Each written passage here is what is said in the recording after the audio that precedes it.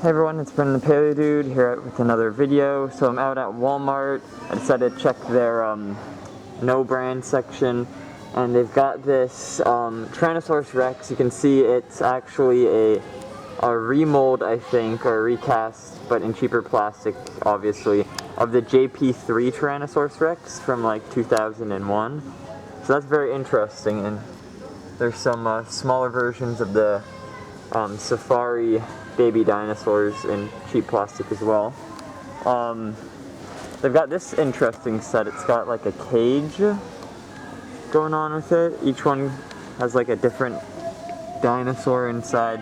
That might be interesting for a repaint. And there's also this kind of cart Jeep setup as well. So yeah, very interesting that they've got some dinosaur material here. Seems like very similar to Animal Planet stuff. So anyways, hope you enjoyed the video, and I'll see you all in the next one. Bye.